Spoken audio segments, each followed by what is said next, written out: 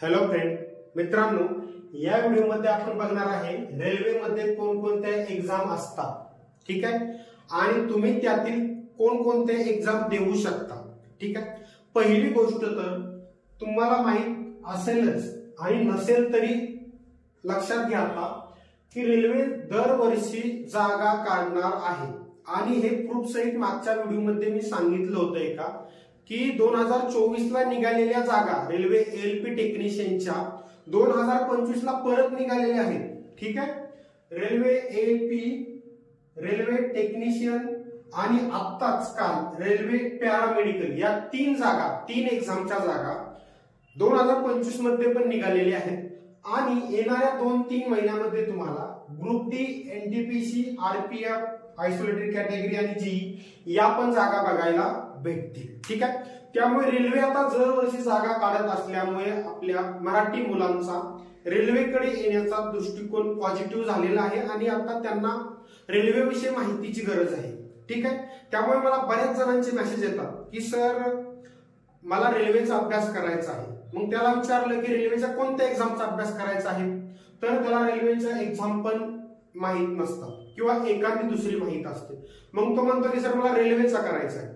मग त्याला परत विचारले की रेल्वेचा पण त्यामध्ये कोणती एक्झाम, मग तो विचारतो सर कोणकोणते एक्झाम आहे किंवा सर मग मी कोणत्या एक्झामसाठी एलिजिबल आहे। मग परत त्याला विचारावं लागतं की तुझं एज्युकेशन काय झालेलं आहे, शिक्षण काय झालेलं आहे। मग तो सांगतो सर माझी 12वी झालेली आहे, माझं ग्रॅज्युएशन झालेलं आहे किंवा माझा ITI झालेला आहे, माझी इंजिनिअरिंग झालेली आहे, आणि मग त्याला मला सांगावं लागतं की तू या पोस्टसाठी एलिजिबल आहे। मग परत प्रश्न निर्माण होतो सर या पोस्टचा फॉर्म मी कधी भरायचा किंवा या एक्झाम कधी निघतील, या पोस्ट कधी निघतील, ठीक आहे, याचा एक्झाम पॅटर्न काय आहे सर, याचा सिलेबस काय, म्हणजे खूप अंधारात आहात तुम्ही अजून, ठीक आहे। म्हणून मी एक स्टेप बाय स्टेप व्हिडिओ बनवण्याचा प्रयत्न करणार आहे इथून पुढे की तुमची बेसिक पासून सर्व गोष्टी क्लिअर होतील, की पहिली ही व्हिडिओ जी बनवतो यामध्ये तुमचा हा डाऊट क्लिअर होईल मित्रांनो की रेल्वेमध्ये कोणत्या एक्झाम असतात आणि आपण कोणत्या एक्झाम देऊ शकतो आपल्या शिक्षणानुसार।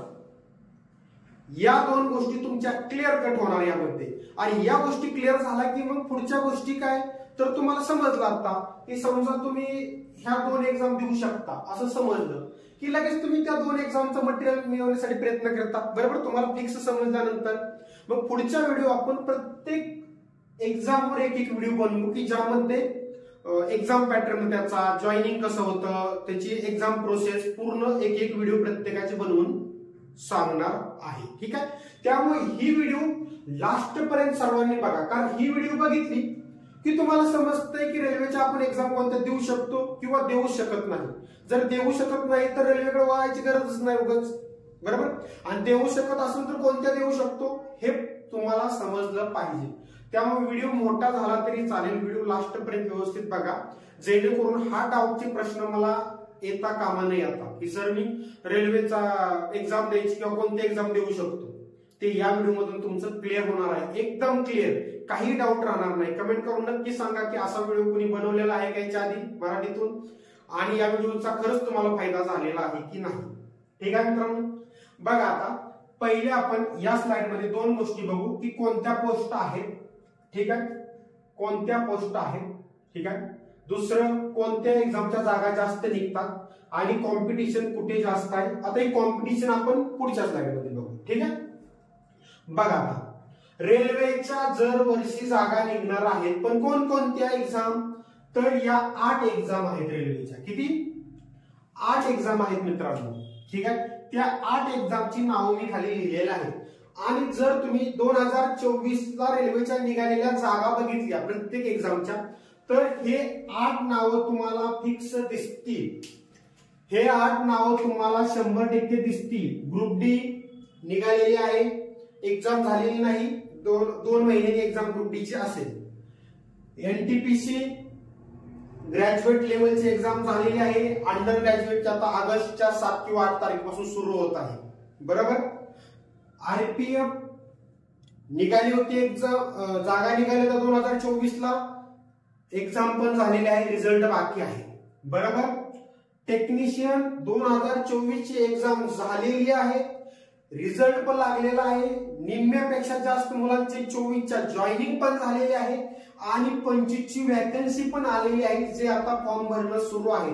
ज्यांचा ITI झालेला आहे, डिप्लोमा BSc असेल किंवा 12वी सायन्स असेल, ते आता टेक्निशियनचा फॉर्म भरून घ्या.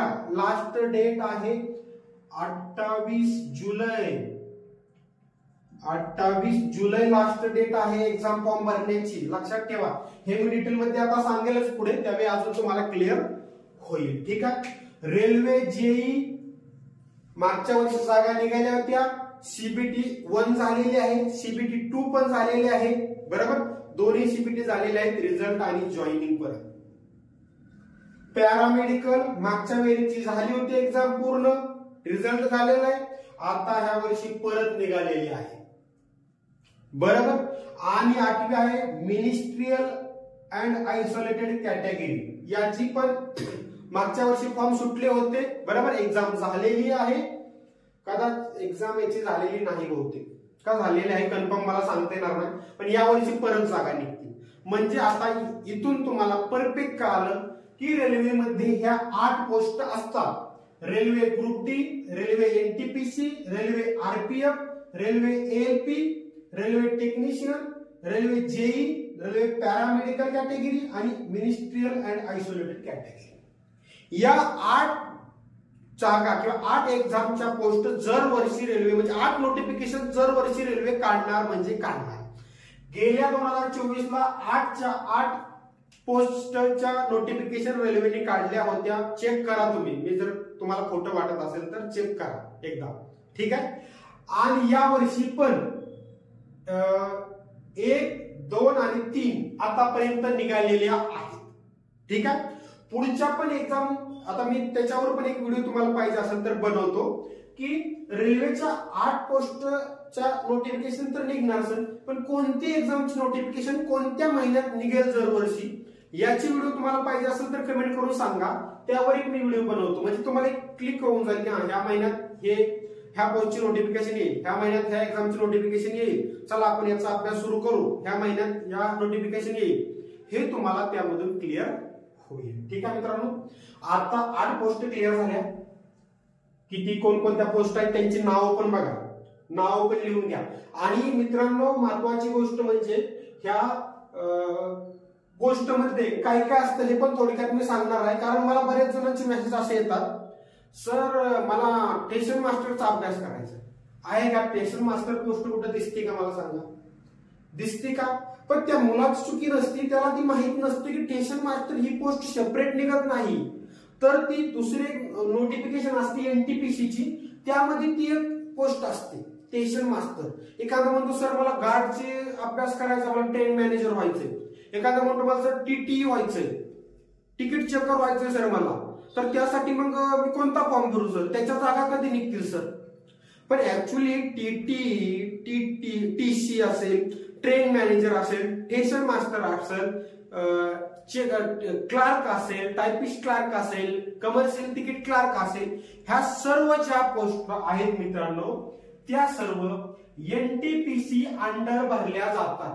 म्हणजे एकच नोटिफिकेशन NTPC ची, त्यामध्ये अशा 10 ते 15 पोस्ट असतात पूर्ण, ज्या की train manager, station master, TTE सगळ्या. ठीक आहे. मग आता त्यातल्या 5-7 पोस्ट असतात ग्रॅज्युएट लेवल, 5-7 असतात अंडर ग्रॅज्युएट लेवल. हे आपण डिटेलमध्ये त्या ह्याच्यात बोलू.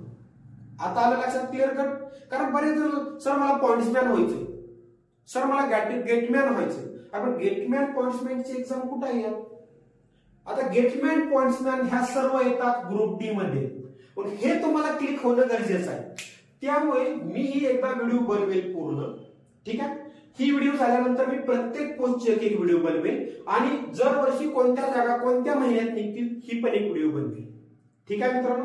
व्हिडिओ मला माहित आहे मोठी होणार आहे, पण ज्याला खरंच रेल्वेचा अभ्यास करायचा आहे आणि ज्याला समजून घ्यायचं की माझ्या एज्युकेशनला मी कोणत्या एक्झाम देऊ शकतो, त्या एक्झाम कोणत्या महिन्यात निघतील आणि मी त्याचा अभ्यास कसा करायचा, तो मात्र नक्की व्हिडिओ बघेल. ठीक आहे. आता आपण पुढच्या स्लाइड मध्ये या प्रत्येक पोस्टचं शिक्षण, कारण शिक्षण तर महत्वाचं आहे की तुम्ही त्या पोस्टसाठी इलिजिबल आहे का, हे 2 गोष्टीवरून कळेल तुम्हाला. एक म्हणजे तुमचं शिक्षण आणि त्या पोस्टसाठी लागणारं शिक्षण एक्झामसाठी. त्याच्यावरून तुम्हाला समजून जाईल की तुम्ही एलिजिबल आहे का. आणि दुसरं वयोमर्यादा बघणार आहे. आता वयोमर्यादा इथं बघायची गरज नव्हते, पण तरीही आपण बघणार आहे, कारण की जर त्याला वयोमर्यादा असेल 25 वर्ष, जसं की आरपीएफला वयोमर्यादा मित्रांनो 25 वर्ष, ठीक आहे. तुमची जर 27 वर्ष असेल आणि तुम्हाला सांगितलं की आरपीएफला ग्रॅज्युएशन लागत आहे, मग तुम्ही लगेच म्हणणार चला आरपीएफचा अभ्यास सुरू करू, ग्रॅज्युएशन लागते असं. पण त्याचं वय 25 आहे. उद्या फॉर्म सुटल्यानंतर तुम्ही बघितलं अरे हे तर 25 वर्ष व्हॅलिडिटी आहे, म्हणजे ह्याचं एज आहे लिमिट, आणि आपण तर 28 वर्ष आपण अभ्यास करतोय. चुकीचा मार्ग निवडला आपण. म्हणून ह्या दोन गोष्टी इम्पॉर्टंट असतील तुमच्यासाठी. कोणत्या? एज्युकेशन आणि एज लिमिट. ह्या दोन गोष्टी प्रत्येक पोस्टच्या मी सांगणार आहे, ठीक आहे. त्याच्या आधी अजून एक गोष्ट क्लिअर करतो. जास्त जागा कोणत्या पोस्टला निघतात? Group T, NTPC, RPF, ALP, technician. या 5 पोस्टसाठी तुम्हाला हे जर लिहून घ्यायचं असेल कुठं तर लिहून पण घेऊ शकता. मी स्लाइडला उभा आहे, पॉज करा व्हिडिओ. हे लिहून घ्यायचं असेल तर लिहून घ्या की रेल्वेमध्ये कोणत्या जागा निघतात. कारण जर तुम्हाला रेल्वेमध्ये सिलेक्ट व्हायचं असेल तर नक्कीच तुम्हाला बेसिक पासून सुरुवात करायची असेल तर सुरुवात इथून करायची की मी रेल्वेत कोणत्या पोस्ट आहेत, मी कोणत्या पोस्टसाठी एलिजिबल आहे, मग त्या सगळ्यांचा सिलेबस काय काय आहे, त्याच्या दरवर्षी जागा किती निघतात, मग कॉम्पिटिशन किती आहे, मग मला किती मार्क पाडावे लागतील, मेरिट किती लागेल, मग मला अभ्यास किती करावा लागेल. एवढ्या सर्व गोष्टी जेव्हा तुम्हाला समजतील तेव्हा तुम्ही फायनल सिलेक्शन मध्ये जाल. नाहीतर निघाला फॉर्म, अरे मी एलिजिबल आहे का? आहे, टाक भरून फॉर्म, बघू एक्झामच्या 2 महिने करू अभ्यास. पोलीस भरतीचा अभ्यास करताना असं करता की पोलीस भरती निघाल्या 2 महिने करून रे होईल सिलेक्ट होतं का? सिलेक्ट फिजिकल 6 महिने करून निघतं का? फिजिकल सरळ सेवेचा अभ्यास 4 महिने करून निघतो का पोस्ट? एमपीएससीचं तर सोडून द्या, 5-5, 6-6 वर्ष जातात, 7-7 वर्ष. पोलीस भरती 5-5, 7-7 वर्ष लागतात. मग रेल्वेलाच तुम्हाला 2 महिन्यात कुठून पोस्ट द्यायची? रेल्वेनं आला फॉर्म भरला, हा मी सर माझे बरेच जणांचे मेसेज असे येतात, सर माझे 1 महिन्यात एक्झाम आहे सर, तर मी कुठले इम्पॉर्टंट टॉपिक केल्यानंतर मी सिलेक्ट होईल. ऍक्च्युली त्या व्यक्तीला रिप्लाय द्यायची माझी इच्छा होत नाही, पण आता रिप्लाय तर गेला पाहिजे, नाही तर परत म्हणणार सरांना मेसेज केलता मी, सरांनी साधा रिप्लाय सुद्धा दिला नाही. मग त्याला मी सिंपल रिप्लाय देतो, मी असं कधीच सांगत नाही हे टॉपिक कर, कारण मला माहित आहे ते टॉपिक करून आता ते दिवस गेले मित्रांनो. कुठला तरी एक गट्टा घ्यायचा, ते पहिलं कसं तात्याचा ठोका घेतला की पीएसआय होऊन जायचं, बरोबर. पण आता तात्याच्या ठोक्यामधलं येतं, पण आपण ते वापरतो रिव्हिजनसाठी. घेतात सर्व, पण वापरतात कशासाठी? रिव्हिजनसाठी लास्टला. पण प्रत्येक सब्जेक्ट वाईज एक पुस्तक घेऊन वाचता तुम्ही आता एमपीएससीला, बरोबर. पण पहिलं 2015, 16, 17च्या आसपास 14-15ला तात्याचा ठोका वाचला की सिलेक्ट होऊन जायचा, बरोबर. तसं आता रेल्वेचं नाही. एखादा पुस्तक घेतलं 300-400 पेजेसचं मार्केटमधलं आणि वाचलं पास झाला, अजिबात होणार नाही. करून बघा. गणित, बुद्धिमत्ता, विज्ञान हे तर 3 सब्जेक्ट साठी तुम्हाला सेपरेट पुस्तक लागतात, कारण तेवढं त्यांना मार्किंगच आहे, बरोबर आहे ना. ते मी डिटेलमध्ये परत सांगेल, नाहीतर याच व्हिडिओमध्ये सगळं सांगत बसलो तर. पण मला ज्या ज्या गोष्टी आठवतात, तुमचे डाऊट असतात, ते मी क्लिअर करण्याचा प्रयत्न करत आहे, ठीक आहे. त्यामुळे 15 दिवसात अभ्यास करून निघेल का, मग 1 महिन्यात अभ्यास करून सर मला इम्पॉर्टंट टॉपिक सांगा, असले प्रश्न कुणीही मला मेसेज करून विचारायचे नाही, ठीक आहे. आता कॉम्पिटिशन कुठे जास्त असते हे लक्षात घ्या आता, की या वरच्या 3 पोस्टमध्ये जास्त कॉम्पिटिशन असतं मित्रांनो. ते आता मी पुढच्या स्लाइडमध्ये सांगेल तुम्हाला की कॉम्पिटिशन या 3 पोस्टमध्ये का असतं जास्त, ठीक आहे. इथपर्यंत तुम्हाला क्लिअर झालं पहिल्या स्लाइडमध्ये आता की रेल्वेच्या 8 एक्झाम दरवर्षी होणार, या 8 नोटिफिकेशन दरवर्षी निघणार, ठीक आहे. त्या कोणत्या महिन्यात निघणार हे मी पुढच्या व्हिडिओमध्ये तुम्हाला सांगेल, ठीक आहे. आता आपण या प्रत्येक एक्झाम साठी शिक्षण, वयोमर्यादा, कॉम्पिटिशन किती असेल आणि त्यामध्ये असणाऱ्या छोट्या पोस्टची नावं थोडक्यात, ठीक आहे. या गोष्टी आपण आता बघूया. बघा आता मित्रांनो, आता पहिल्यांदा आपण या पहिल्या 3 पोस्ट ग्रुप टी, एनटीपीसी आणि रेल्वे आरपीएफ, ठीक आहे. या 3 पोस्टचं आपण पहिल्यांदा डिटेल बघू.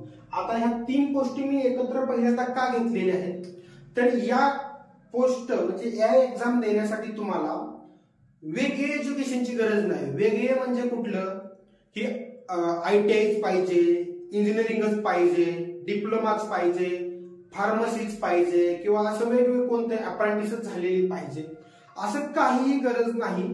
तुम्ही नॉर्मल तुमचं म्हणजे ग्रॅज्युएशन 12वी 10वी असेल तरी हे एक्झाम तुम्ही देऊ शकता. म्हणून ह्या एक्झाम आपण पहिल्यांदा घेतलेली आहे आणि याच्यात जागा जास्त निघतात. रेल्वे ग्रुप डी सर्वात जास्त जागा निघतात, त्यानंतर रेल्वे एनटीपीसीच्या निघणार आणि त्यानंतर आरपीएफ आणि एएलपी टेक्निशियनच्या पण निघतात, पण त्यामध्ये एज्युकेशन जे आहे ते थोडंसं वेगळं लागतं त्यांना. ठीक आहे, ते पण आपण बघूया नेक्स्ट. आता बघा पहिल्यांदा आहे रेल्वे ग्रुप डी. तुम्हाला माहिती आहे रेल्वे ग्रुप डी ची ऍड पूर्ण महाराष्ट्राला माहिती होते. रेल्वे ग्रुप डी आणि एनटीपीसी ची ऍड पूर्ण महाराष्ट्रात माहिती होते. खूप पुस्तकं येतात त्याची लगेच. का तर ह्या ग्रुप डी साठी एज्युकेशन लागतं 10वी. त्यामुळं 10वी झालेला कोणताही व्यक्ती स्टुडंट विद्यार्थी ग्रुप डी चा फॉर्म भरू शकतो. म्हणून याचे फॉर्म येतात जवळपास पूर्ण भारतातून 1 कोटीच्या आसपास. किती? 1 कोटीच्या आसपास. मी कधीही रियालिटी सांगूनच जे असेल ते, तुम्हाला डिमोटिवेट करण्याचा उद्देश नाही किंवा एवढे फॉर्म येतात सर हे म्हणून सांगायचा उद्देश नाही.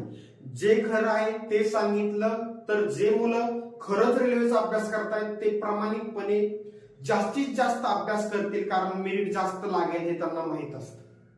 आता ग्रुप डी ची एक्झाम 2 महिन्यांनी असेल, त्याचं मेरिट लागल्यानंतर तुम्हाला समजेलच ते. ठीक आहे, याबद्दल मी एक्झाम पॅटर्न वगैरे सेपरेट व्हिडिओ बनवून ग्रुप डी ची सांगेन, कारण याला फिजिकल पण असते ग्रुप डी ला. ठीक आहे, यासाठी शिक्षण असतं 10वी. बरोबर. बऱ्याच जणांना माहित आहे की सर अप्रेंटिस पण लागते वाटतं त्यामध्ये. हो, अप्रेंटिसला पण वेगळ्या जागा असतात. ठीक आहे, ITI प्लस अप्रेंटिस. ठीक आहे. आता तुम्ही म्हणताल की सर यासाठी नेमकं 10वी एज्युकेशन लागतं की ITI अप्रेंटिस. तर ज्या जागा निघतात त्यापैकी 80% जागा ह्या 10वी वर असतात, तर 20% जागा ह्या तुमच्या ITI प्लस अप्रेंटिस वर असतात. म्हणजे अप्रेंटिस लागते त्याला, फक्त ITI चालत नाही. जर तुमचा ITI झाला असेल, एखादा म्हणतो सर माझा ITI झाला, मी ग्रुप डी ची एक्झाम देऊ शकतो का? देऊ शकतो, पण कसं तुझी 10वी नंतर ITI केला म्हणजे 10वी बेसवर तू ग्रुप डी ची एक्झाम देऊ शकतो. ज्या 80% जागा ग्रुप डी ला आहे 10वी बेसवर, त्यामधून तू एक्झाम देऊ शकतो. ह्या 20% जागामधून तू एक्झाम देऊ शकत नाही. या जागा प्रत्येक ग्रुप डीच्या नोटिफिकेशन मध्ये 20% जागा ह्या अप्रेंटिस साठी रिझर्व असतात. त्यामुळे बरेच मुलं ITI झालं की अप्रेंटिस करण्याचा प्रयत्न करतात रेल्वेमध्ये, आणि इथे अप्रेंटिस फक्त रेल्वेचीच लागते, लक्षात ठेवा. ठीक आहे, आता ग्रुप डी चा डाऊट क्लिअर झाला. तुमची 10वी झाली असेल तरी तुम्ही ग्रुप डी ची एक्झाम देऊ शकता. 80% जागा म्हणजे समजा आता 32,000 जागा निघाल्या होत्या, त्यापैकी 25,000 जागा ह्या 10वी वर होत्या आणि 6,500 जागा ह्या अप्रेंटिस वर होत्या, ITI प्लस अप्रेंटिस. ठीक आहे, वयोमर्यादा. आता वयोमर्यादा बघा, व्यवस्थित बघून सांगतो तुम्हाला मी. वयोमर्यादा आहे रेल्वे ग्रुप डी साठी 18 ते 36. किती? 18 ते 36. 18 ते 36. ह्या सर्व गोष्टी लिहून घ्या. जे अभ्यास करता ज्यांची 10वी झाली असेल त्यांनी लगेच लिहून घ्या की 10वी वर आपण फॉर्म भरू शकता. ठीक आहे, आता मला सांगा, दोन्हीकडे सेम आहे. ठीक आहे, पण ही वयोमर्यादा आता कमी होईल. ती होईल आता 18 ते 33. म्हणजे मी 100% होईल असं म्हणत नाही, पण ही अगोदर वयोमर्यादा एक्झाम मध्ये 18 ते 33 वर्षच होती मित्रांनो. किती? 18 ते 33 वर्ष. पण कोरोनामुळे रेल्वेनं प्रत्येक रेल्वे एक्झाम मध्ये एका वर्षासाठी 3 वर्ष वयोमर्यादा वाढवून दिली होती. जशी की रेल्वे ग्रुप डी मध्ये 18 ते 36 वर्ष दिली होती, जी आता पुढे नोटिफिकेशन ग्रुप डी ची जेव्हा येईल नोव्हेंबर डिसेंबर मध्ये ह्या 2025 मध्ये, तेव्हा मात्र ही वयोमर्यादा 18 ते 33 वर्ष असण्याची शक्यता आहे. मी शक्यता बोलत आहे. चुकून 18 ते 36 ठेवली तर परत म्हणणार की सर 18 ते 33 म्हटला होता, माझं वय 35 होतं, मी अभ्यास केला नाही. किंवा मग तुम्ही म्हणता सर तुम्ही 18 ते 36 सांगितलं होतं, माझं वय तर 35 होतं आणि आता 18 ते 33 आलेलं आहे नोटिफिकेशन मध्ये, तुम्ही खोटं सांगितलं. म्हणून सांगतो की आता जे एक्झाम पाठीमागे फॉर्म भरले 18 ते 36 होतं, पण त्यांनी त्यामध्ये सांगितलं होतं की कोरोनामुळे तुम्हाला 3 वर्ष वाढवून देण्यात येत आहेत, म्हणजे पुढच्या नोटिफिकेशन मध्ये 3 वर्ष कमी करतील, बरोबर, कमी करू शकतात. त्यामुळे 18 ते 33 असेल. ठीक आहे. आता हे कमी का करतील हे मला का वाटतंय, तर आता ALP ची नोटिफिकेशन मित्रांनो जी निघाली ना ती 2024 ला निघाली होती आणि आता 2025 ला पण निघाली. तर त्यांनी 2024 ला 18 ते 33 केलं होतं का तर कोरोनामुळे, आणि आता नोटिफिकेशन काढली त्यात त्यांनी 18 ते 30 केलं मित्रांनो. आता टेक्निशियनचं फॉर्म भरणं जे सुरू आहे त्यामध्ये पण त्यांनी 3 वर्ष कमी केलेत आता. म्हणजे पहिल्यापासून जे चालत आलेले एज लिमिट आहे तेच त्यांनी परत ग्राह्य धरलं. त्यांनी सांगितलं की फक्त कोरोनामुळे तुम्हाला 3 वर्ष वाढवून दिली पहिल्या एक्झामसाठी, त्यानंतर डबल नोटिफिकेशन त्याच एक्झामची आली तर तुमचे 3 वर्ष कमीच होतील, म्हणजे पहिली नोटिफिकेशन सारखंच होईल अगोदर जे होतं ते. त्यामुळे मी सांगतोय की याचे पण 3 वर्ष कमी होतील, 18 ते 33 राहू शकतात. मी शक्यता सांगतोय, नोटिफिकेशन जेव्हा येईल तेव्हा समजेल. कारण परत तुम्ही म्हणलं की सर 36 सांगितलं तुम्ही, एखादा मला 33 सांगितलं, मी दोन्ही पॉसिबिलिटी तुम्हाला सांगितलेली आहे. आता पोस्ट यामध्ये असतात जवळपास 12 ते 20 च्या दरम्यान पोस्ट असतात टोटल. किती? 12 ते 20. मग यामध्ये पोस्ट कोणकोणते असतात? पॉइंट्समॅन, गँगमॅन, ट्रॅकमॅन, गेटमॅन, SNT, CNW, वर्कशॉप, असे अजून बऱ्याच असतात. जेव्हा ग्रुप डी ची मी स्पेशल व्हिडिओ तुम्हाला पाहिजे असेल तर ती जेव्हा बनवेल त्यामध्ये मी ते डिटेल पोस्टची नावं ते सर्व डिटेलमध्ये तुम्हाला मी सांगेन. ठीक आहे. आता फक्त लक्षात घ्या की रेल्वे ग्रुप डी च्या जागा दरवर्षी निघणार, त्यामध्ये जागा असणार 30, 40, 50 हजार अशा असणार आणि त्यामध्ये ह्या वेगवेगळ्या पोस्ट असणार. ठीक आहे. त्यातल्या 80% जागा असतील 10वी बेसवर, 20% जागा असतील ITI प्लस अप्रेंटिसवर. ठीक आहे. मध्ये त्यांनी एक केलं होतं की ITI वर जागा निघतील म्हणून सांगितलं होतं 10वीच्या ऐवजी नोटिफिकेशन काढली होती, पण ते परत त्यांनी 10वीवरच जागा सगळ्या काढलेल्या आहेत. ठीक आहे मित्रांनो. हिथं आता ग्रुप डी झालं. मला माहित आहे व्हिडिओ खूप मोठी होणार आहे, 1 तासाच्या वरती जाणार आहे, पण माझा उद्देश एवढाच आहे की जो पण मराठीतून रेल्वेचा अभ्यास करू इच्छित आहे, ज्याला पण माहिती पाहिजे तो हा व्हिडिओ लास्टपर्यंत नक्की बघेल. कारण त्याला इथं क्लिअरच होणार की मी कोणती एक्झाम देऊ शकतो, किती कॉम्पिटिशन लागू शकतो, त्याची वय मर्यादा काय आहे, शिक्षण काय आहे, बरोबर, जागा कधी निघतील, बरोबर, त्यामध्ये कोणत्या पोस्ट असतात थोडक्यामध्ये. ठीक आहे. आता दुसरं आहे रेल्वे NTPC. याचा पण गाजावाजा महाराष्ट्रात भरपूर चालतो, जसा ग्रुप डी चा चालतो तसा. रेल्वे NTPC च्या जागा निघाल्या. ट्रेन मॅनेजर कोणाला व्हायचं आहे, स्टेशन मास्टर कोणाला व्हायचं आहे, तिकीट चेकर, TT ला तर खूप म्हणजे हे असतं की आम्हाला व्हायचंय सर, मला TT व्हायचंय मला, कारण ती रेल्वे जाताना TT तिकीट चेक करताना बघितलेला असतो, बरोबर, ट्रेन मॅनेजर बघितलेला असतो, स्टेशन मास्टर बद्दल आपुलकी असते, बरोबर. त्यामुळे त्या सर्व पोस्ट तुमच्या यात येतात, त्यामुळे याचा पण गाजावाजा महाराष्ट्रात भरपूर चालतो. ठीक आहे. आता यामध्ये मित्रांनो 2 एज्युकेशन असतात वेगवेगळी. एक म्हणजे ग्रॅज्युएशनवर काय पोस्ट असतात आणि अंडर ग्रॅज्युएशनवर काय पोस्ट असतात. मग ग्रॅज्युएशनवर म्हणजे काय तर 15वी.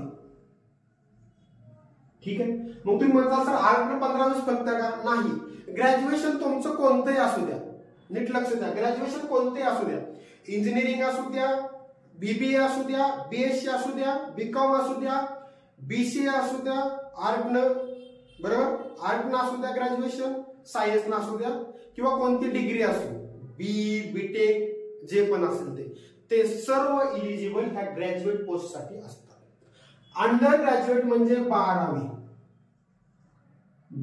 ठीक आहे. अंडर ग्रॅज्युएट म्हणजे 12वी. मग आता 12वी ज्यांची झालेली आहे, मग सर म्हणतील आर्टनं झाली तर चालते का, सायन्सनं झाली तर चालते का, तुमची कशातूनही होऊ द्या, आर्टनं होऊ द्या, कॉमर्सनं होऊ द्या, नाहीतर सायन्सनं होऊ द्या, नाहीतर तुमचा डिप्लोमा होऊ दे 10वीतनं, तरी तुम्ही 12वीच्या पोस्ट साठी इलिजिबल असता. ठीक आहे मित्रांनो. इथं डाऊट तुम्हाला कुठं आता ग्रॅज्युएट आणि अंडर ग्रॅज्युएट. आता एकाच नोटिफिकेशन मध्ये ग्रॅज्युएट आणि अंडर ग्रॅज्युएटच्या दोन्ही पोस्टची नोटिफिकेशन एकच येते. त्यामध्ये वेगवेगळं सांगितलं असतं की ग्रॅज्युएट लेवलच्या कोणत्या पोस्ट आहेत, अंडर ग्रॅज्युएट म्हणजे 12वी लेवलच्या कोणत्या पोस्ट आहेत असं सेपरेट सांगितलेलं असतं. आता अंडर ग्रॅज्युएटचे एक्झाम पण पुढच्या महिन्यात ऑगस्टच्या 7-8 तारखेपासून सुरू होते, बरोबर. ग्रॅज्युएटची एक्झाम होऊन गेलेली आहे, मुलं रिझल्टची वाट बघतायत. 2024 मध्ये जागा निघाल्या होत्या. आता परत एनटीपीसीची ग्रॅज्युएट अंडर ग्रॅज्युएटची एक्झाम आता परत 2 महिन्यात परत जागा सुटतील. जे अभ्यास कंटिन्यू करताय त्यांनी कंटिन्यू अभ्यास करत राहा. ठीक आहे. आता यासाठी शिक्षण काय लागतं, शिक्षण तर मी वरतीच सांगितलेलं आहे. इथे काय ग्रॅज्युएशन आणि इथं 12th. ग्रॅज्युएशन आणि 12th. ग्रॅज्युएशन कशात नाही असू द्या, सांगितलं मी, आर्ट, कॉमर्स, सायन्स कोणते असू दे ग्रॅज्युएशन, बीएससी, बीकॉम, बीसीए जे पण असेल, बीबीए, बीटेक जे पण असेल ते. आणि 12वी आर्ट, कॉमर्स, सायन्स कशातनं चालेल, डिप्लोमा पण चालेल. ठीक आहे.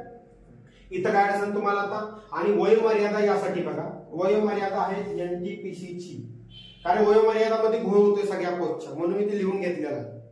वयोमर्यादा आहे 18 ते 36. किती?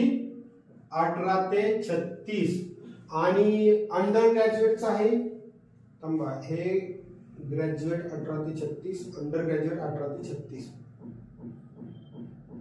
दोन्हीला पण 18 ते 36 आहे. ठीक आहे. आता हे पण कोरोनामुळे वय वाढवून दिलं होतं, त्यामुळे हे वय आता कमी येणाऱ्या पोस्टमध्ये कमी होऊ शकतं. ते 18 ते 33 होऊ शकतं. किती? 18 ते 33 होऊ शकतं. त्यामुळे आता मागच्या पोस्टला 18 ते 36 होतं. हे मी का सांगतोय तर काय होतं की मुलं अभ्यास करतात, 35 वर्ष वय असतं, आणि जागा निघाल्यानंतर जर त्यात वयमर्यादा 33 असेल तर तो मुलगा माझ्याकडे बघण्याचा दृष्टिकोन, अरे यार ह्या सरांनी तर मला 36 सांगितलं होतं, मी अभ्यास करतोय आणि आता जर 33 वर्ष आले.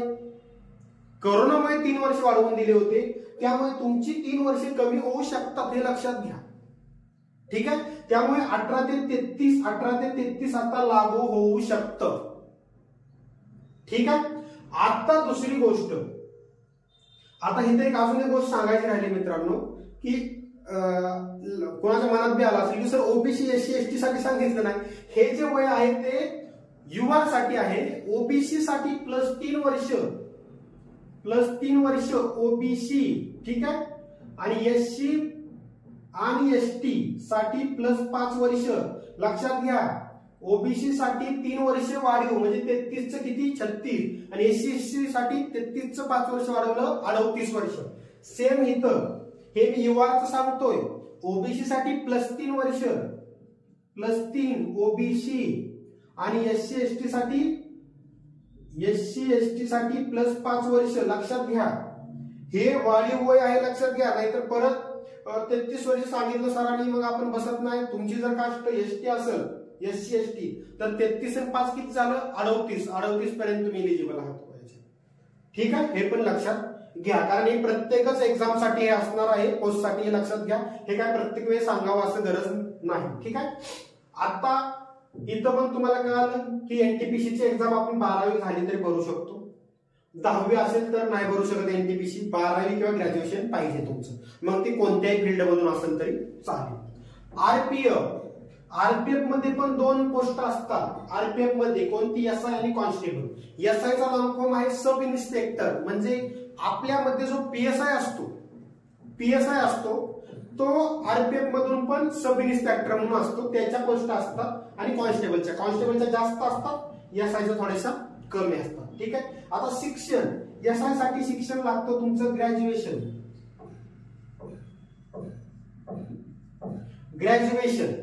ठीक आहे. आणि कॉन्स्टेबल साठी लागतं तुमचं 10वी. आलं लक्षात? ग्रॅज्युएशन आणि इथं लागतं तुमचं 10वी. वयोमर्यादा आहे आरपीएफ साठी, वयोमर्यादा आहे बघा, इथं पण वयोमर्यादाचा घोळ आहे मित्रांनो. ठीक आहे. एसआय साठी आहे 20 ते 28, आणि इथं आहे 18 ते 28. पण हे वय कोरोनामुळे वाढवून दिलेलं आहे. याच्या अगोदरच्या ज्या एक्झाम झाल्या होत्या 18-19 2020 मध्ये, 19 मध्ये, तिथे तुमची वयोमर्यादा होती 20 ते 25, आणि इथं 18 ते 25.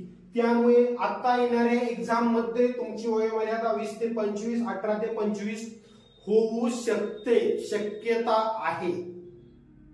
कारण त्यांनी एएलपी आणि टेक्निशियनचं वय 3-3 वर्षांनी कमी केले. कोरोनामुळे वाढवलं होतं, ते आता परत दुसऱ्या वेळी जागा निघाली कमी केले, त्यामुळे याचं पण होऊ शकतं. त्यामुळे आता जे आरपीएफची 24 मध्ये एक्झाम फॉर्म निघाले होते, त्यांना 20 ते 28 आणि 18 ते 28 होतं कॉन्स्टेबलसाठी. पण आता मात्र 20 ते 25 आणि 18 ते 25 आलं तर तुम्हाला नवल वाटायला नको. ठीक आहे. आता यामध्ये काय थोडक्यात ही एक प्रकारे कॉन्स्टेबल मध्ये पोलिसात भरती निघते ना, आपली जनरल पोलीस भरती महाराष्ट्राची, तशी कॉन्स्टेबल असतात रेल्वेतलं कॉन्स्टेबल. आणि आपली महाराष्ट्रातली PSI जशी असते तसे हे सब इन्स्पेक्टर असते SI. ठीक आहे मित्रांनो. इथं आता तुम्हाला आतापर्यंत काय डाऊट आहे का मला सांगा. हा, आता इथे एक सांगायचं राहिलं माझं की बरेच जण म्हणतात की मला असं स्टेशन मास्टर व्हायचंय, मला TT व्हायचंय, मला ट्रेन मॅनेजर व्हायचंय. तर या सर्व जागा, या सर्व पोस्ट ह्या NTPCच्या ग्रॅज्युएट मध्ये असतात. म्हणजे तुमचं जर ग्रॅज्युएशन झालं असेल तर तुम्ही train manager, station master, ticket checker, TT या सर्व पोस्टचा फॉर्म भरू शकता आणि त्या एक्झाम देऊ शकता. ठीक आहे. आणि क्लार्कच्या जेवढ्या पण एक्झाम येतात, म्हणजे typist clerk, cum ticket clerk, ठीक आहे, आपलं जे तिकीट काढतात ते क्लार्क असतील, ह्या सर्व ज्या पोस्ट आहेत क्लार्कच्या जेवढ्या पण तेवढ्या सर्व येतात 12वी बेसवर. म्हणजे यामध्ये पण चांगल्या जवळपास 12 ते 15 पोस्ट असतात. किती? 12 ते 15 पोस्ट असतात टोटल NTPC मध्ये. ठीक आहे. त्यातल्या 7-8 पोस्ट ग्रॅज्युएशनवर असतात, 7-8 पोस्ट 12वी वर असतात. एकच नोटिफिकेशन निघते, त्यामध्ये सर्व डिटेल असतं. ठीक आहे. पण ज्या तुमच्या फेवरेट आहेत, station master, ticket checker, train manager म्हणजे गार्ड असेल, TT असेल, ह्या सर्व पोस्ट NTPC मध्ये येतात. ग्रॅज्युएशन तुमचं पाहिजे त्यासाठी. ठीक आहे. आता याच्यावरून तुम्हाला काय कळालं की ह्या 3 पोस्ट घेण्याचा उद्देश माझा हा आहे की या एक्झाम तुम्ही देण्यासाठी तुम्हाला वेगळं एज्युकेशन लागत नाही. नॉर्मल 10वी, नॉर्मल 12वी आणि नॉर्मल ग्रॅज्युएशन असेल तुमचं तरी हे या पोस्ट तुम्ही देऊ शकता. म्हणून या 3 मी घेतल्या. म्हणजे त्या व्यतिरिक्त तुमचं इंजिनिअरिंग BBA असेल तरी पण देऊ शकता.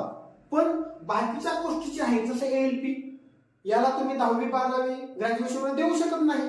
बरोबर. टेक्निशियन देऊ शकत नाही, तसं ज्युनियर इंजिनियर देऊ शकत नाही, या पण देऊ शकत नाही. तशा यावरच्या 3 पोस्ट आहेत ना, या तुम्ही देऊ शकता. त्यामुळे ज्यांचं ग्रॅज्युएशन 12वी नॉर्मल मध्ये झालेलं आहे, या 3 पोस्टवर ते पूर्ण फोकस करू शकतात. ज्यांची 10वी झालेली आहे आणि पुढचं एज्युकेशन घेत आहेत पण त्यांना फॉर्म भरायचा आहे, ते RPF कॉन्स्टेबल 10वी वर भरू शकता आणि ग्रुप D चा भरू शकता. 2 फॉर्म भरू शकता. ज्यांची 12वी झालेली आहे ते 10वी वर कॉन्स्टेबलचा, 10वी वर ग्रुप D आणि 12वी अंडर ग्रॅज्युएट भरू शकता. आणि ज्यांचं ग्रॅज्युएशन झालेलं आहे त्या सर्व पोस्ट भरू शकता. इथपर्यंत तुम्हाला काय डाऊट आहे का आता या 3 पोस्टचा? आता इथं मी सांगितलं बघा, ग्रॅज्युएट मध्ये TT वगैरे येतात, हे लिहून घ्या इथं तुम्ही, ग्रॅज्युएशन वर असतात त्या. ठीक आहे. चेक करणारा TC असेल, ट्रेन मॅनेजर असेल, सर्व पोस्ट इथे येतात. ठीक आहे. क्लार्कच्या पोस्ट इथे येतात. आणि ग्रुप D च्या जेवढ्या पण असतात, पॉन्ट्समॅन, गेटमॅन, सगळ्या वर्कशॉप मध्ये येते, सर्व इथे येतात. ठीक आहे. आणि हे पोलीसचाच पोस्ट आहे थोडक्यात. बरोबर. हा कॉन्स्टेबल झाला आपला पोलीस कॉन्स्टेबल सारखा, हा PSI झाला, याच्या पोस्ट हे असतात. ठीक आहे. आणि इथं कोणतंही एक्स्ट्रा क्वालिफिकेशनची गरज नाही. आता पुढच्या पोस्टसाठी तुम्हाला एक्स्ट्रा क्वालिफिकेशनची गरज लागते. आता या पोस्टसाठी एक व्हिडिओ मी सेपरेट बनवेल. आता आपण पुढच्या पोस्ट बघूया. इथं डाऊट क्लिअर झाला? तुम्ही इलिजिबल आहे का नाही? ज्याचं ग्रॅज्युएशन झाले तो सगळ्यात पोस्ट इलिजिबल आहे. ज्याची 12वी झाली तो 1, 2, 3. ज्याची 10वी झाली तो 1 आणि 2. ठीक आहे मित्रांनो. नेक्स्ट आता आपण बघूया. आता पुढच्या पोस्ट आपण बघणार आहे रेल्वे ALP, रेल्वे टेक्निशियन आणि रेल्वे J. ठीक आहे. आता यासाठी थोडंसं वेगळं एज्युकेशन लागतं, हे तुम्हाला आधीच सांगितलं होतं. पहिल्या 3 पोस्टसाठी गरज नाही. ठीक आहे. पण याच्यासाठी वेगळं एज्युकेशन थोडंसं लागणार आहे. ठीक आहे. आता त्यामधील ही एक पोस्ट सर्वांची फेवरेट आहे. बरोबर. ALP assistant loco pilot. बऱ्याच जणांना ट्रेन चालवायची असते, इंजिन चालवायचं असतं, लोको पायलट चालवायचं असतं. बरोबर. त्यामुळे बऱ्याच जणांना सर मला लोको पायलट व्हायचं आहे, तर त्यासाठी मी काय करू? 10वीचीच मुलं असतात, बरेच जण मेसेज करतात की सर मी 10वी नंतर काय करू म्हणजे मला लोको पायलट होता येईल, मला ट्रेन चालवता येईल सर, माझं स्वप्न आहे सर. ठीक आहे. तर त्यासाठी काय एज्युकेशन आहे बघून घ्या. ते पण इथं पूर्ण डिटेलमध्ये एज्युकेशन समजणार नाही, त्यासाठी ALP ची पूर्ण एक व्हिडिओ बनवेल, त्यामध्ये कळेल. इथे फक्त शॉर्टकट मध्ये समजेल की आपण इलिजिबल आहे की नाही. ठीक आहे. बघा आता ALP साठी शिक्षण लागतं तुमचं ITI. ठीक आहे. 15 ट्रेड, बघा हे मी सांगतो नंतर. परत डिप्लोमा, ठीक आहे, ऑब्लिक इंजिनिअरिंग म्हणजे काय, बीटेक. ठीक आहे. आता लक्षात घ्या, तुम्हाला जर असिस्टंट लोको पायलट म्हणजे एएलपी ची एक्झाम द्यायची असेल तर तुमचा एकतर आयटीआय झालेला असायला पाहिजे, नाहीतर तुमचा डिप्लोमा पाहिजे, नाहीतर तुमची इंजिनिअरिंग म्हणजे बीई बीटेक पाहिजे. या तिन्ही पैकी तुमचं काहीही झालेलं असेल तरी तुम्ही एएलपी ची एक्झाम देऊ शकता. आता बरेच जण म्हणतात की सर माझा आयटीआय झालेला आहे, मग मला डिप्लोमा करावा लागेल का एएलपी साठी? गरज नाही, कारण त्यासाठी फक्त आयटीआय असेल तरी चालतो, डिप्लोमा झाला असेल 10वीतनं तरी चालतो, 12वीतनं झाला असेल तरी चालतो, किंवा इंजिनिअरिंग झाली असेल बीई बीटेक तरी चालतं. म्हणजे यासाठी असं नाही की तुम्हाला आयटीआय आणि डिप्लोमा दोन्ही पाहिजे किंवा डिप्लोमा आणि डिग्री दोन्ही पाहिजे, अजिबात नाही. 1, 2, 3 या तिन्ही पैकी तुमचं कोणतंही एक असेल तरी तुम्ही एएलपी ची एक्झाम देऊ शकता. आता इथे बऱ्याच जणांचा प्रश्न येतो की सर एएलपी ला अप्रेंटिस भी लागते का? म्हणजे आयटीआय झाल्यानंतर अप्रेंटिस जे करतात रेल्वेत मुलं ते पण लागते का? अजिबात लागत नाही. हा डाऊट तुमचा पूर्ण क्लिअर करून घ्या. एएलपी ला अप्रेंटिसची गरज नाही. अप्रेंटिसचा उपयोग फक्त रेल्वेमध्ये एकाच एक्झाम मध्ये होतो, तो म्हणजे रेल्वे ग्रुप डी.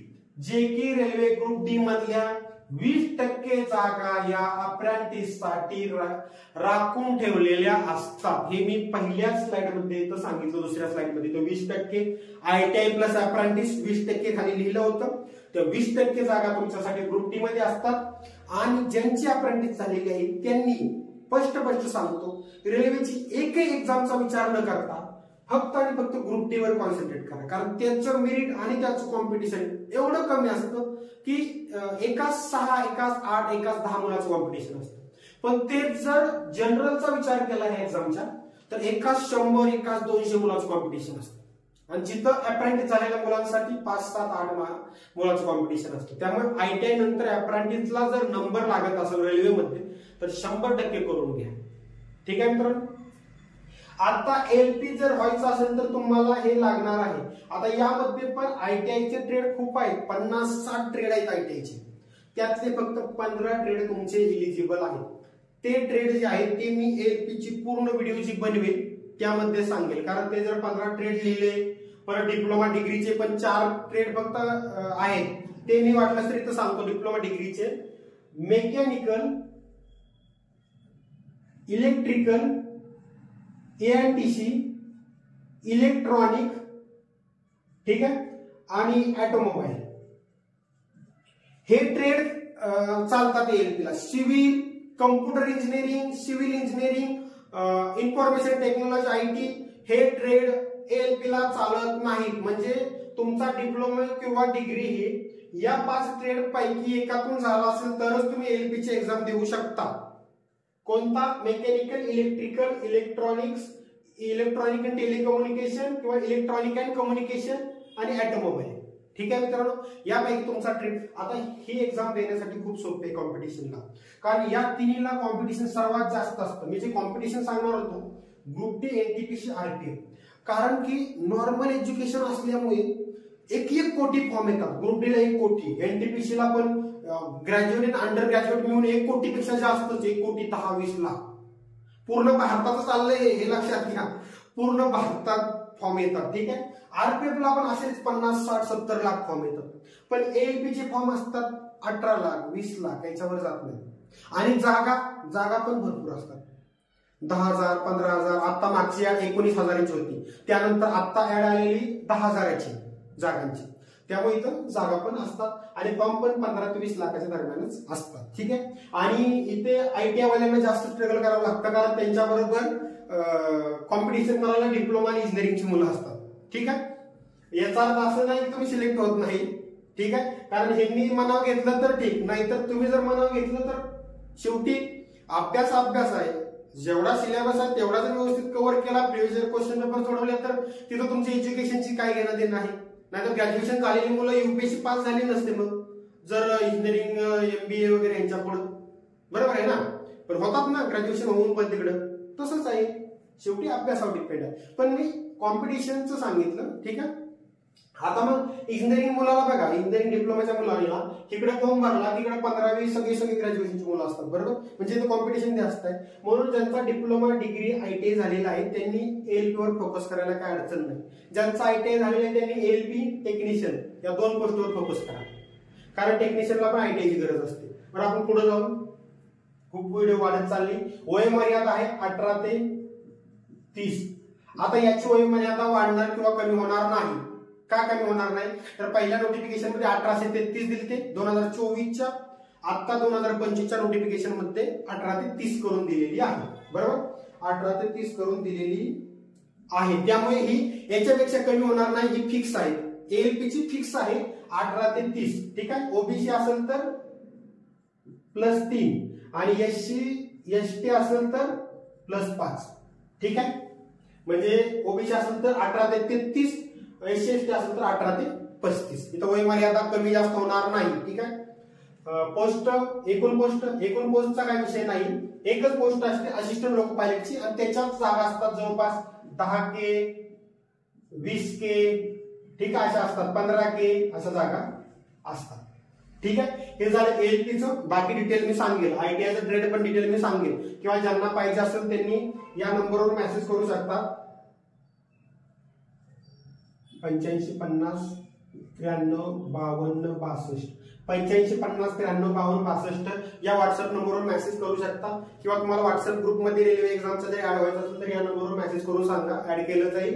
आणि हे ट्रेड पण 15 कोणते आहेत ते पण फोटो पाठवला जाईल, किंवा ALPच्या सिलेबस मध्ये ते सांगेलच. हा नंबर 85 50 93 52 62 या नंबरवर मेसेज करून तुम्ही ट्रेड किंवा रेल्वे विषयी तुम्हाला काही जर डाऊट असेल, डॉक्युमेंट विषयी, एक्झाम विषयी, तरी तुम्ही या व्हॉट्सअप नंबरवर विचारू शकता, आणि व्हॉट्सअप ग्रुपमध्ये पण जॉईन होण्यासाठी मेसेज करू शकता. 85 50 93 52 62, ठीक आहे.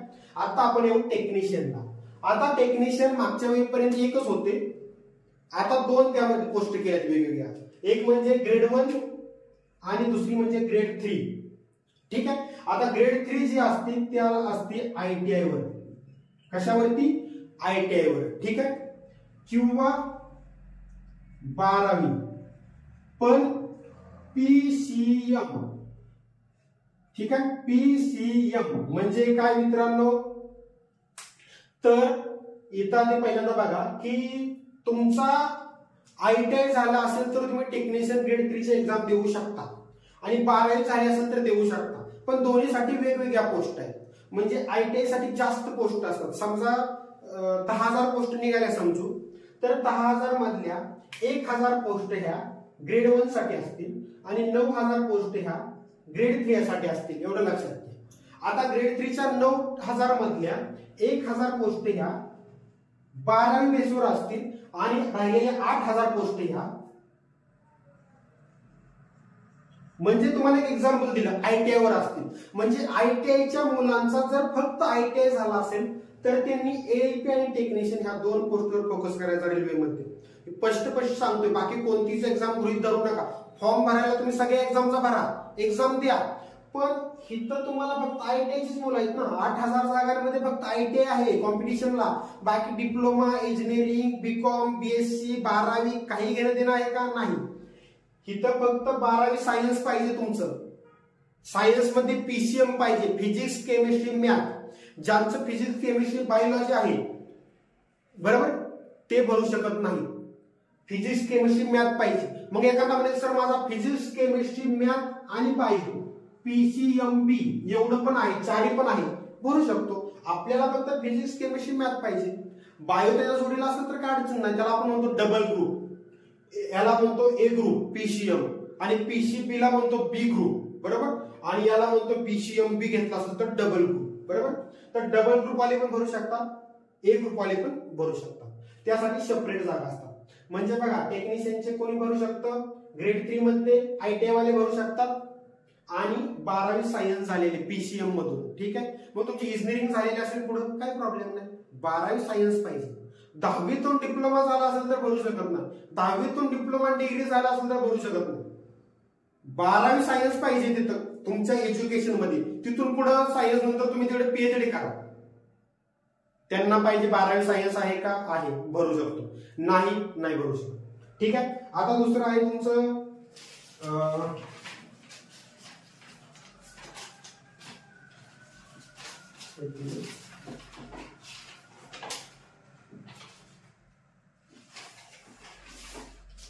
दुसरं आहे तुमचं टेक्निशियन ग्रेड 1. ग्रेड 1 ला तुम्हाला काय लागतं, ग्रेड 1 ला तुम्हाला बीएससी, ठीक आहे, किंवा डिप्लोमा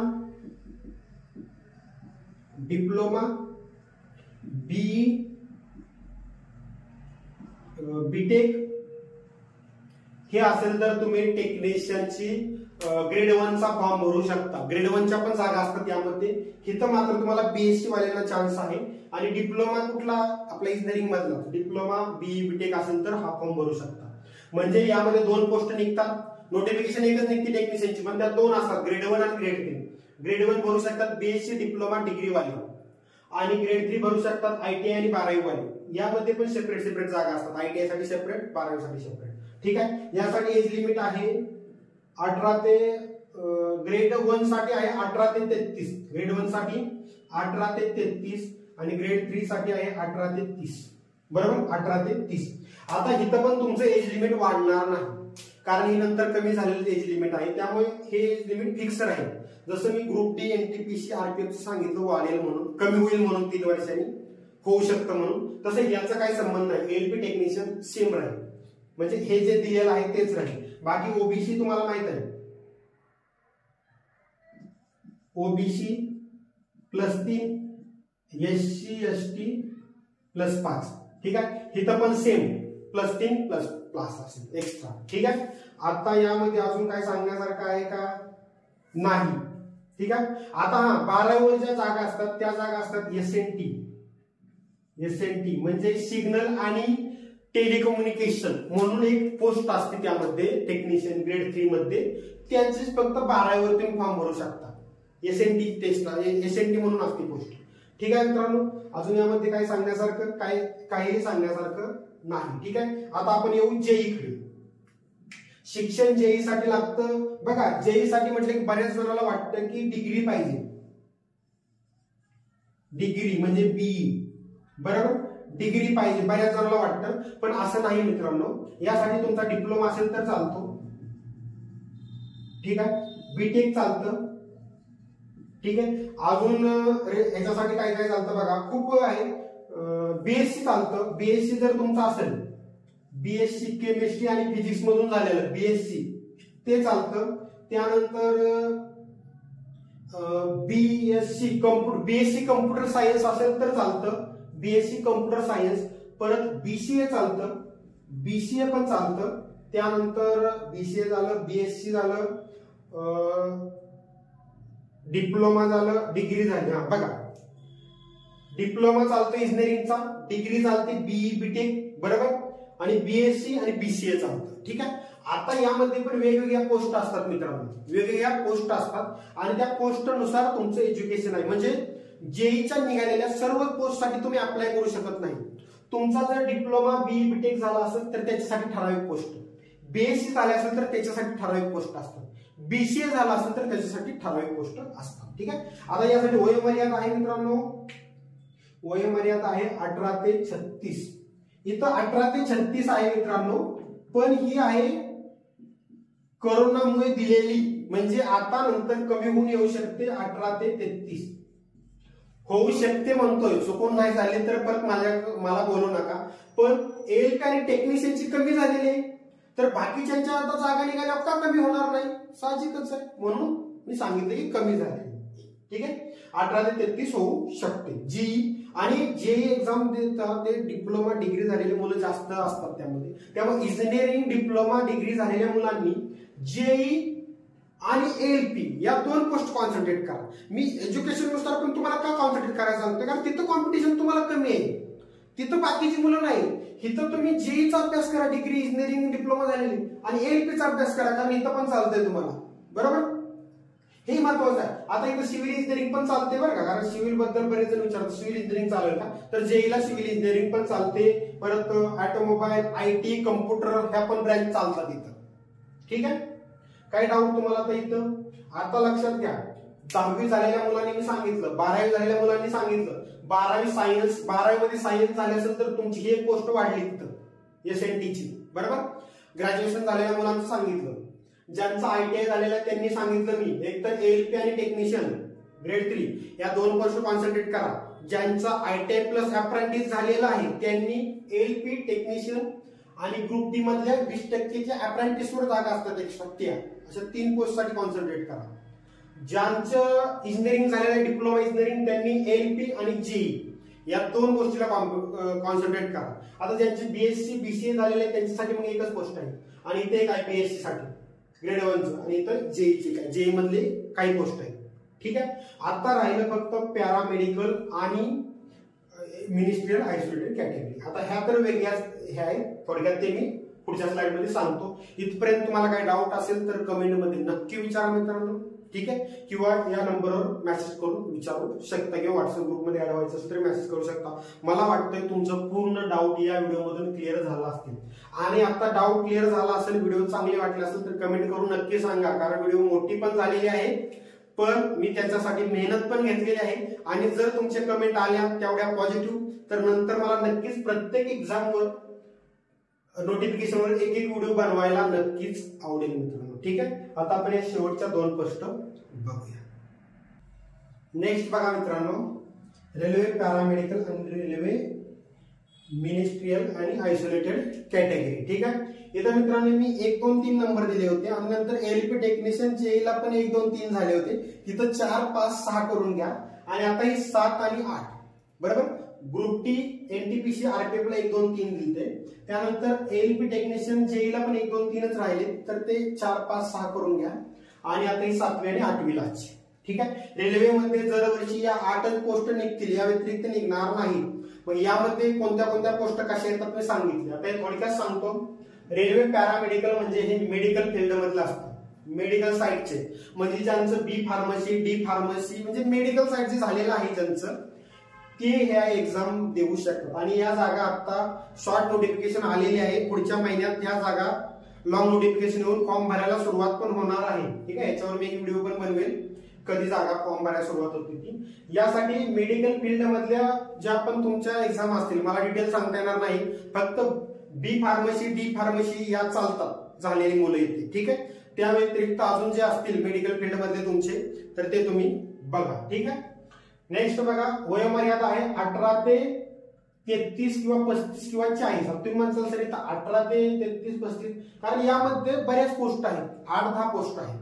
ठीक आहे, मग त्या प्रत्येक पोस्ट साठी वयोमर्यादा वेगवेगळी आहे.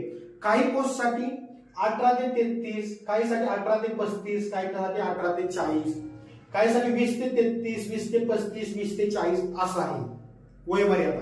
त्यामुळे ते नोटिफिकेशन मध्ये तुम्हाला कळून जाईल. ठीक आहे, हे वेगवेगळ्या पोस्ट साठी वेगवेगळी वयोमर्यादा आहे. ठीक आहे, इथं समजलं तुम्हाला D फार्मसी वाल्यांसाठी आहे, म्हणजे हे आहे मेडिकल फील्ड मधले, म्हणजे हे हॉस्पिटलमध्ये याच्या जागा असतात जास्तीत जास्त. कुठे? हॉस्पिटल, रेल्वेचे जे गव्हर्नमेंट हॉस्पिटल आहेत, रेल्वेचे हॉस्पिटल, त्या हॉस्पिटलमध्ये नर्सच्या जागा असतील, डॉक्टरच्या जागा असतील, नर्सच्या हाताखालीच्या असतील सिस्टर, ज्या पण हे जे आहेत सगळे रेल्वे हॉस्पिटल मधले त्यांच्या पोस्ट असतात, पॅरामेडिकल थ्रू भरल्या जातात. ठीक आहे, नेक्स्ट आहे मिनिस्ट्रियल आणि आयसोलेटेड कॅटेगरी. आता ह्या ज्या असतात ते एक प्रकारे टीचरच्या असतात. कशाच्या? टीचर, थोडक्यात टीचर. ठीक आहे, त्यामुळे इथं तुम्हाला एज्युकेशन लागतं BEd DEd TT झालेलं असेल तर. ठीक आहे, परत BSc BEd MSc हे जे एज्युकेशन ज्यांचं झालेलं आहे ते मिनिस्ट्रियल आणि आयसोलेटेड कॅटेगरीचा फॉर्म भरू शकतात. कारण बऱ्याच जणांना हे D फार्मसी B फार्मसी किंवा BSc BEd DEd वाल्यांना माहित नसते की रेल्वे मध्ये आपल्या पण जागा निघतात, म्हणजे आपण पण एक्झाम देऊ शकतो त्या रेल्वेच्या, हे माहितच नसतं त्यांना. ते मग काय करतात, 10वी 12वी झालेले असते त्याच्यावरच मग ग्रुप D RPF NTPC देत असतात. पण तुमच्या फील्डसाठी ह्या वेगळ्या पण जागा असतात, जागा कमी असतात पण जागा 100% निघतात. ठीक आहे मित्रांनो, इथं पण वयोमर्यादा बघा 18 ते 33 काय साठी आहे, काय साठी 18 ते 35 वर्ष आहे, तर कायसाठी 1843, कायसाठी 18 ते 48 वर्ष म्हणजे वयोमर्यादा आहे. वेगवेगळ्या पोस्ट यामध्ये पण बऱ्याच आहेत, बरोबर, कारण या टीचिंग क्षेत्रात एक प्रकारचे आहेत, त्यामध्ये पण बऱ्याच वेगवेगळ्या पोस्ट आहेत. ठीक आहे, त्याचं वयोमर्यादा वेगवेगळी आहे आणि त्यासाठी एज्युकेशन पण वेगवेगळे लागतं. पण हे सर्व एज्युकेशन तुमचं यापैकी कोणतं जरी असेल तरी तुम्ही या पोस्टमधील कोणत्या तरी पोस्टसाठी इलिजिबल नक्कीच असता, जसं इथं पण. ठीक आहे मित्रांनो, सर्व 8च्या 8 एक्झाम समजले तुम्हाला. या दरवर्षी एक्झाम निघणार आता, बरोबर, त्यामुळे अभ्यास कंटिन्यू सुरू ठेवा. पोलीस भरती, एमपीएससी, राज्यसेवा असेल किंवा सरळ सेवा असेल, याचा अभ्यास जसा 2-2, 3-3, 4-4 वर्ष करता तसाच अभ्यास जर रेल्वेचा तुम्ही कंटिन्यू 2 वर्ष 2.5 वर्ष केला तर रेल्वेची कोणतीही पोस्ट निघायला तुम्हाला काहीच अडचण नाही. त्यामुळे मी महत्वाचं मला हेच वाटलं की मुलांना रेल्वेचा अभ्यास तर करायचा आहे, पण मग कोणत्या एक्झामचा करू शकतो आपण, इलिजिबल कोणत्या एक्झामसाठी आहे, ह्याच गोष्टी समजत नाही बऱ्याच जणांना. म्हणून ही व्हिडिओ मी आज बनवलेली आहे. व्हिडिओ कशी वाटली कमेंट करून नक्की सांगा मित्रांनो. नेक्स्ट व्हिडिओमध्ये आपण कोणत्या एक्झाम कोणत्या महिन्यात येणार दरवर्षी हे सांगणार आणि त्याच्या पुढच्या व्हिडिओमध्ये एक एक्झाम आपण क्लिअर करूया. ठीक आहे मित्रांनो, थँक्यू फ्रेंड. आणि तुम्हाला काही विचारायचं असेल तर मी मगाच नंबर दिला होता, त्या नंबरवर तुम्ही मेसेज करू शकता. 85 50 93 52 62. ठीक आहे, या व्हॉट्सअप नंबरवर मेसेज करा. व्हॉट्सअप ग्रुपमध्ये पण ऍड व्हायचं असेल रेल्वेच्या तरी पण. ठीक आहे मित्रांनो, थँक्यू फ्रेंड.